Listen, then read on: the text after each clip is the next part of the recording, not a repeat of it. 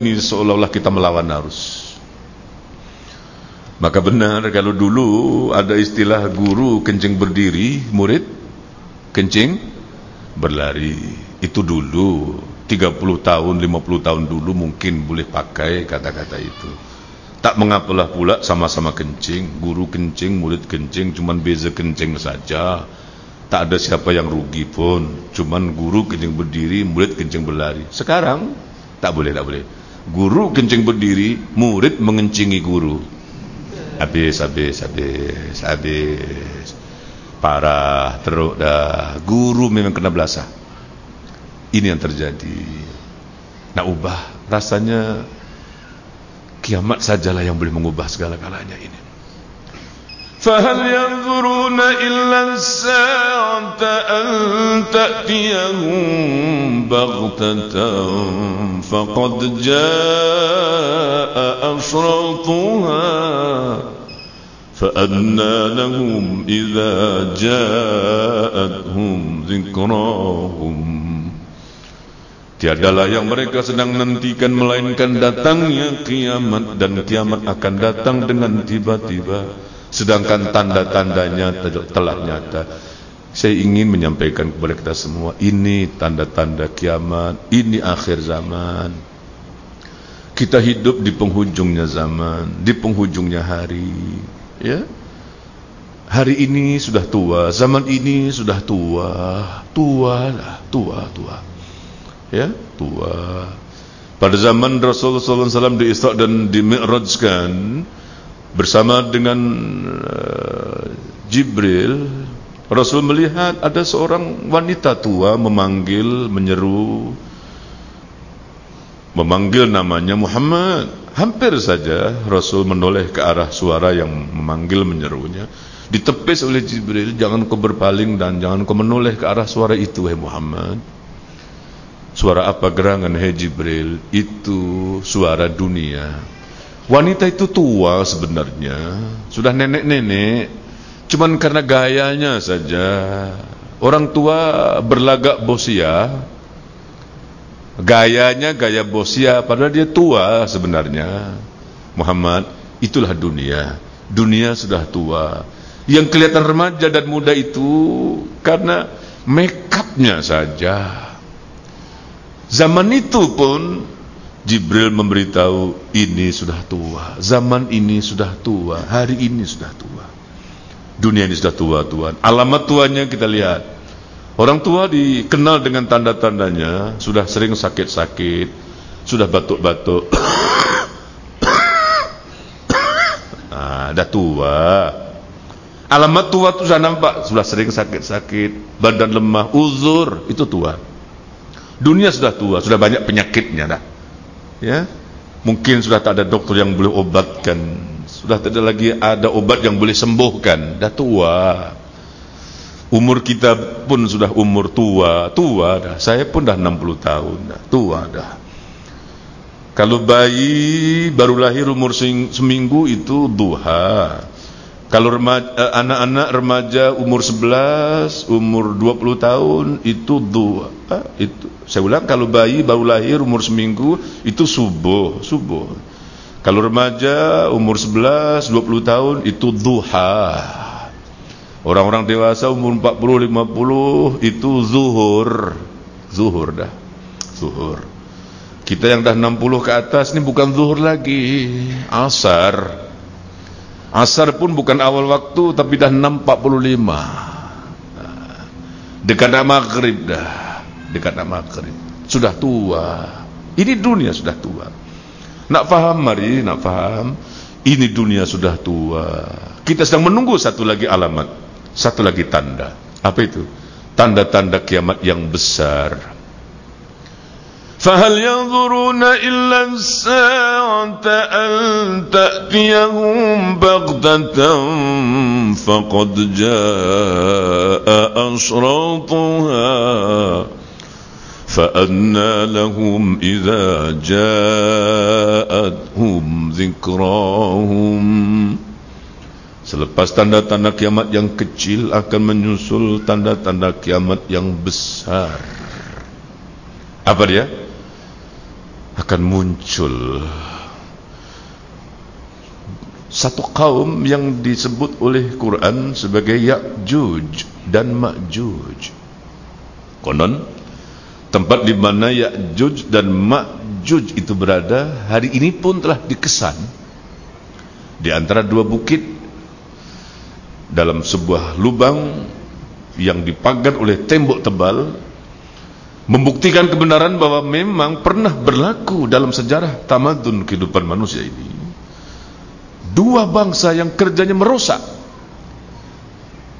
Lalu satu kaum meminta supaya Dzulqarnain membuatkan sebuah tembok atau dinding, hingga dengan kebijaksanaannya, dengan ilmu yang Allah berikan kepada Dzulqarnain, dibuatlah sebuah tembok dinding tebal, dan kedua kaum itu terkurung dalam lingkaran dinding dan tembok tebal itu. Nabi mengatakan mereka berusaha terus ingin keluar, menembus, memecah tembok. Waqtarabal wa'dul 'anqu fa idza hiya saqisatun absarul ladzina kafaru hatta idza futihat ya'juj wa ma'juj wahum min kulli hadabi yansilun, hingga apabila telah datang Ya'juj dan Ma'juj. Dua kali Ya'juj dan Ma'juj disebut oleh Allah dalam Al-Quran, surah Al-Anbiya dan surah Al-Kahf. Surah Al-Kahf, Ya'juj dan Ma'juj akan keluar. Kalau Ya'juj dan Ma'juj akan keluar, mereka akan keluar merata ke seluruh permukaan bumi. Mereka akan membuat kerusakan, mana yang perempuan dirogol, mana yang laki-laki dibunuh, harta benda dirampas, seterusnya, hingga keadaan bumi dan kehidupan manusia menjadi kacau bilau karena Ya'juj dan Ma'juj akan muncul tidak lama lagi. Dua, akan turun Dajjal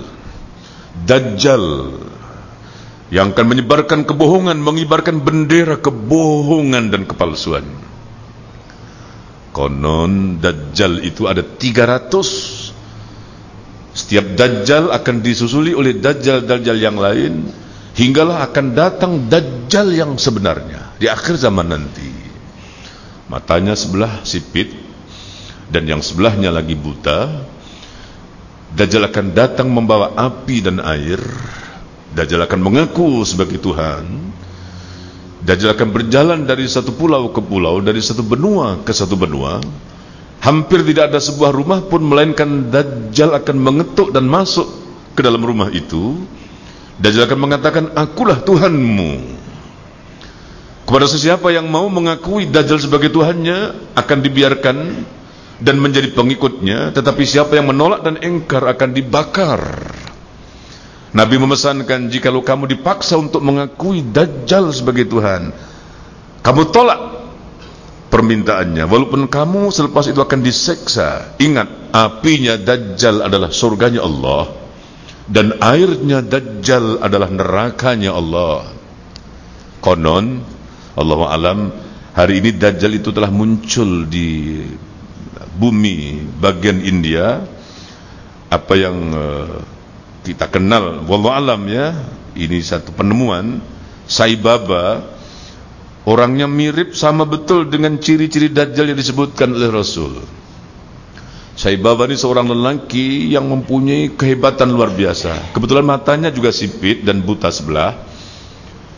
Ia boleh menghidupkan orang mati, bahkan dari celah-celah jarinya dapat keluar air, dan dia boleh menahan atau memerintahkan awan.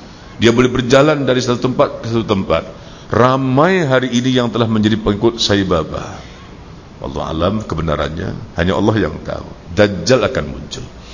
Selepas itu, kata Nabi, Nabi Isa dan Imam Mahdi akan turun.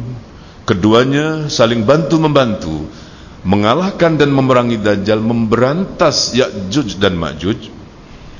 Dan ketika itu akan berlakulah ketenangan dan keamanan. Selepas itu, yang keempat, akan keluarlah binatang raksasa dari perut bumi, dan binatang itu akan bercakap kepada manusia. Terakhir, kata Nabi, tiba-tiba ketika pagi matahari tak muncul, Hingga tengah hari pun tak kelihatan, hingga ke petang, sampai ke esoknya.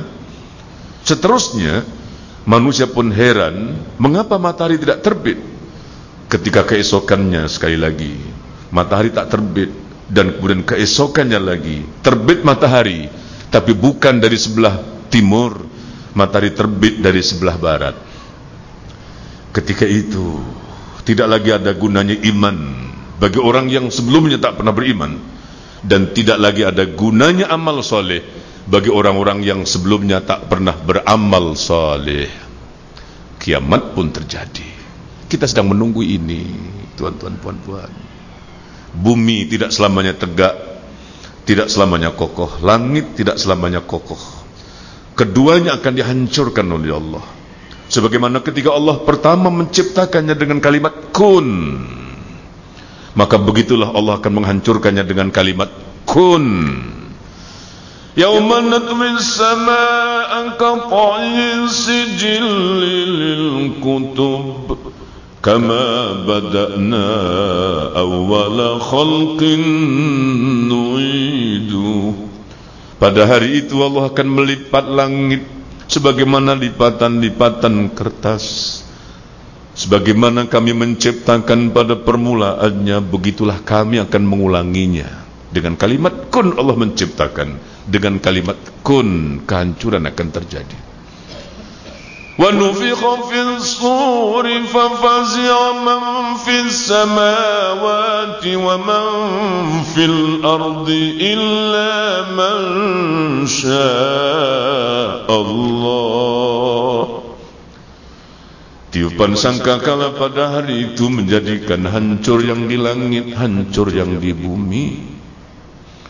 Yauma tarawnaha tadhhalu kullu murdi'atin amma arda'at wa tad'u kullu dhati hamlin hamlaha wa taran nasa sukara. Pada hari itu kalau ada seorang ibu yang hamil, gugur seketika kandungannya, dan kalau ada seorang perempuan yang sedang menyusui anak, akan dilemparkan seketika anak dari pangkuan. Semua manusia dalam keadaan mabuk, tapi bukan mabuk karena minuman keras, mabuk karena azab Allah yang teramat sangat berat ketika itu. Yauma yafirrul mar'u min akhihi wa ummihi wa banihi. Yauma yafirrul mar'u min akhihi wa ummihi wa abihi wa sahibatihi wa banihi. Pada hari itu seorang ayah akan lari dari anak-anaknya, dan seorang ibu akan berlepas diri dari keluarganya. Seorang suami akan lari meninggalkan istri. Likulli imri'in minhum yawma idzin sya'nun yughni. Tiap-tiap seorang sibuk dengan urusannya masing-masing.